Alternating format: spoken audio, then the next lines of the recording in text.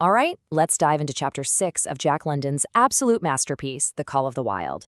This one is called For the Love of a Man, and believe me, it's where the raw, untamed heart of the story really gets laid bare. We're talking about a bond between a dog and his master that becomes the stuff of actual legend. And that really gets you thinking, right? What is the true measure of love? For our hero Buck, a dog ripped from a life of comfort and thrown into the brutal Northland, love isn't going to be measured in cuddles. It's going to be measured in leaps of faith, in life-or-death rescues, and in one truly impossible feat of strength.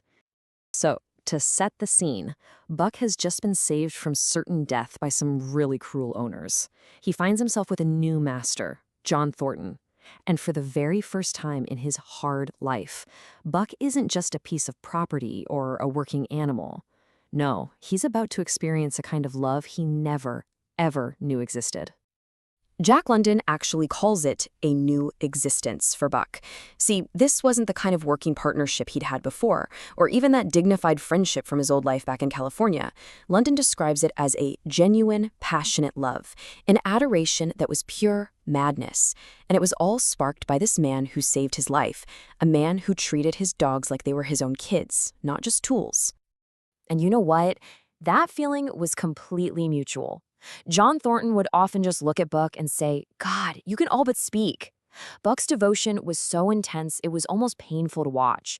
He'd show his affection by gently taking Thornton's hand in his mouth, and Thornton knew this wasn't a threat, it was a caress. It was this fierce, all-consuming loyalty. But here's the thing. Even as this incredible love for Thornton grows stronger every day, there's another force, something ancient, pulling him in the exact opposite direction.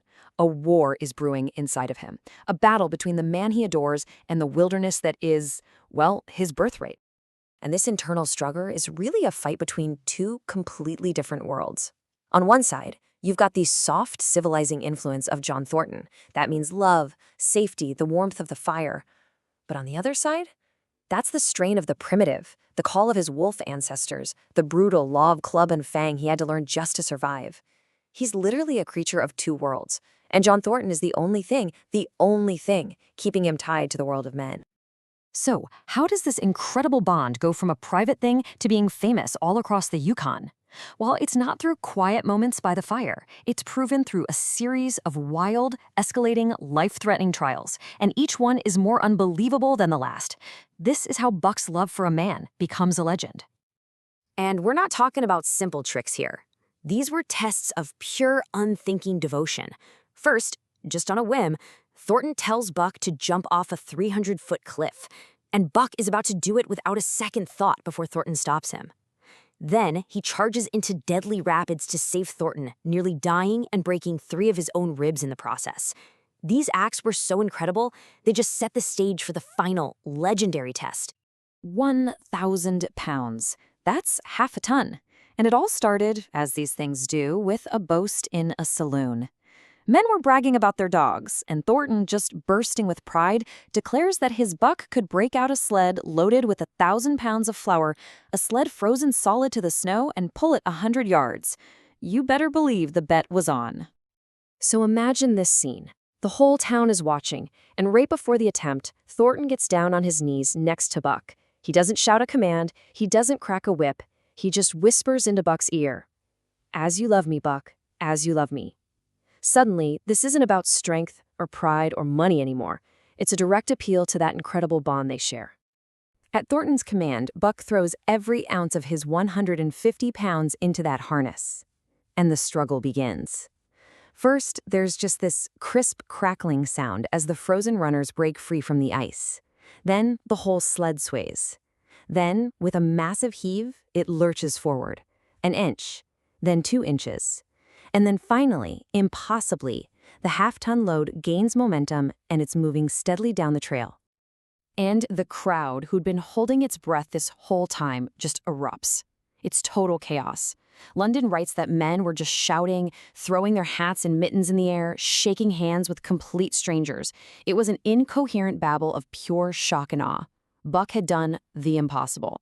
In that single moment, Buck went from being just a really strong dog to being a living legend. But as we see right away, when you become a legend, someone always wants to put a price tag on you. The very guy who had bet against Buck now wanted to own him.